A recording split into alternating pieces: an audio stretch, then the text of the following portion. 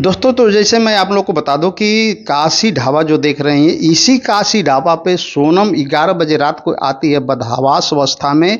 और वो लड़खड़ाती हुई इस ढाबे पे आती है और कुछ देर तक रोने के बाद वो इस ढाबे वाले से फ़ोन मांगती है कि भैया हमें फ़ोन दे दीजिए, घर पे मुझे बात करनी है थोड़ी।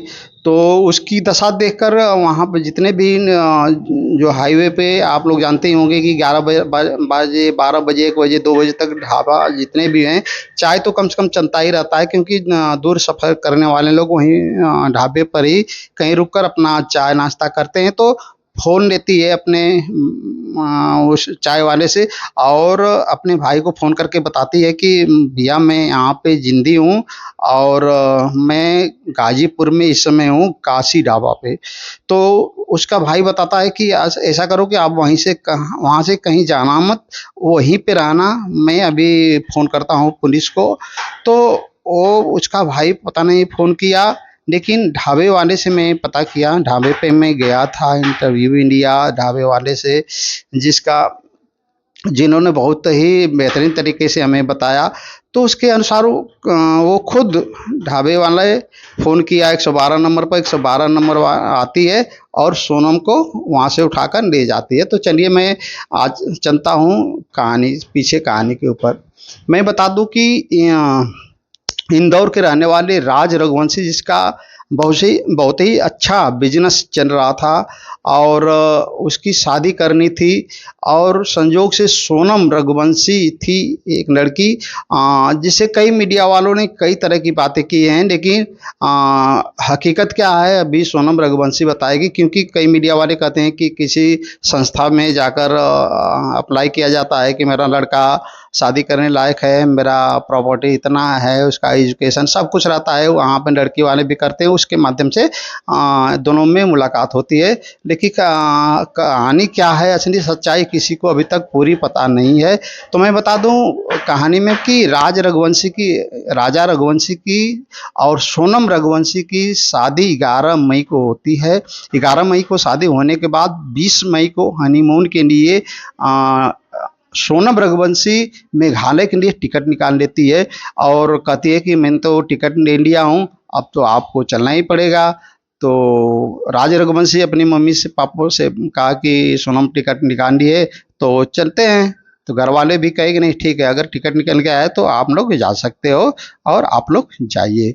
तो राज रघुवंशी और सोनम रघुवंशी दोनों लोग मेघालय के लिए निकल जाते हैं। कई धड़ मीडिया के कई धड़ों में अलग अलग बातें चल रही है, अलग अलग थ्योरियाँ चल रही है। तो बताया जाता है कि 23 को आने की 23 मई को आ, राज रघुवंशी की माँ फ़ोन करती है कि अपने बेटे को, तो उसके बेटे की मोबाइल ऑफ बता रही थी, स्विच ऑफ थी। तो वो सोनम रघुवंशी को फ़ोन की। सोनम रघुवंशी बताई कि ऐसा है कि वो लोग ऊपर चढ़े हुए हैं, मेरी तबीयत ख़राब है, मैं फास्ट हूँ, इसलिए मैं नहीं गई हूँ, और वो आते हैं तो बात करवा देती हूँ। इसके बाद सोनम रघुवंशी का भी मोबाइल स्विच ऑफ हो जाता है। मेघालय पुलिस, मध्य प्रदेश पुलिस पूरी जोर लगा देती है। वहाँ के मुख्यमंत्री भी इस मैटर को संज्ञान में लेते हैं कि इस मैटर को हल किया जाए, क्योंकि टूरिज़्म मेघालय में अगर मेघालय की छवि खराब हुई तो टूरिज़्म पर प्रभाव पड़ेगा। इसलिए वहाँ के मुख्यमंत्री भी इस मैटर में इन्वॉल्व हुए। मध्य प्रदेश के मुख्यमंत्री भी इसमें इन्वॉल्व हुए और दोनों प्रदेशों की जो पुलिस थी, खुफिया एजेंसी थी, इस काम में लगा दी गई पता करने के लिए कि राज रघुवंशी का तो लाश 10 दिन बाद ही मिल गया था। तो उसको तो क्लियर हो गया था कि राज रघुवंशी की हत्या कर दी गई है। और थ्योरी ये चल रही थी कि सोनम रघुवंशी को किडनैप कर लिया गया है, चाहे कहीं दूसरी जगह ले जाकर उसको भी मार दिया गया है। इसी उधेड़ बुन में 23 तारीख से आज तक चल ही रहा था कि क्या थ्योरी अपने अपने तरीके से लोग बता रहे हैं कि कोई कह रहा था कि नेपाल चली गई, कोई अपहरण करके लेकर चला गया, कोई कह रहा था कि बांग्लादेश चली गई और उसके भाई के अनुसार उसको शक था कि वो बांग्लादेश चली जाएगी। लेकिन मैं बता दूं आप लोगों को कि जिस अवस्था में ये सोनम रघुवंशी का गाजीपुर के नंदगंज थाना अंतर्गत काशी चाय जायका पे मिली। मैं वहाँ पे उस लड़के से बात किया जो उस समय था वहाँ पे, तो उसके अनुसार लड़की काफ़ी बदहवास लग रही थी, काफ़ी डिस्टर्ब लग रही थी, रो रही थी। तो उस ढाबे पर बैठने वाले जितने लोग थे सभी लोगों को लगा कि कहीं ना कहीं कुछ अनहोनी इस लड़की के साथ हुआ है। तो कुछ देर बाद चाय और ले आकर देता है और साहिल यादव जो था चाय देता है और मुंह धुलने के बाद थोड़ा पानी पी, इसके बाद चाय पी। चाय पीने के बाद कही कि भैया हमें थोड़ा सा फ़ोन दे दीजिए, मुझे बात करनी है घर पे।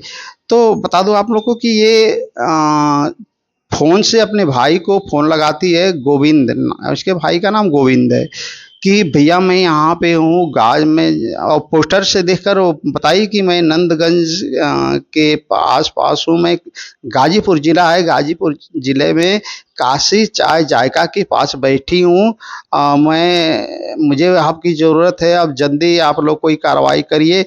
तो उसका भाई तुरंत जो चाय वाला था उसको कहा कि भैया आप फ़ोन आप वीडियो कॉलिंग करिए। तो वीडियो कॉलिंग साहिल यादव करता है। वीडियो कॉलिंग करने के बाद वो बताता है कि देखो, उसकी बहन को भी दिखाता है कि देखिए ये इस अवस्था में आपकी बहन है। और उसका भाई कहता है कि ऐसा करो, आपकी थाना 112 नंबर पे फ़ोन करो और मैं भी पुलिस में फ़ोन करता हूँ, ताकि इस लड़की को कहीं जाने मत देना, अपने पास ही बैठाए रखना।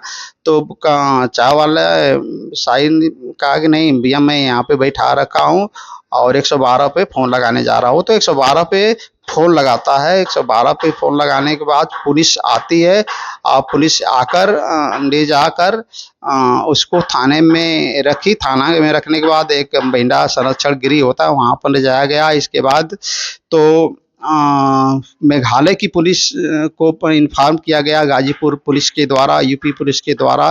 तो मेघालय की पुलिस तुरंत चल दी। तो जिस समय मैं रिपोर्टिंग कर रहा हूँ नंदगंज में, एक करीब 10 बज रहा है रात को, और मैं रिकॉर्डिंग कर रहा हूँ, मुझे जुनून था कि सही चीज़ दिखाने का, सही चीज़ बताने का आप लोगों को कि हकीकत क्या है। तो चाय वाले से पूछने से पता चलता है कि वो बदहवास अवस्था में गाजीपुर की तरफ। पहला मेरा क्वेश्चन था उससे कि वो कैसे उतरी, कहाँ उतरी, किस गाड़ी से थी। तो चाय वाले ने बताया कि भैया कुछ ही गाड़ी से नहीं थी, ये गाजीपुर के नहीं बनारस के तरफ से इस ढाबे पे लड़खड़ाते हुए आई।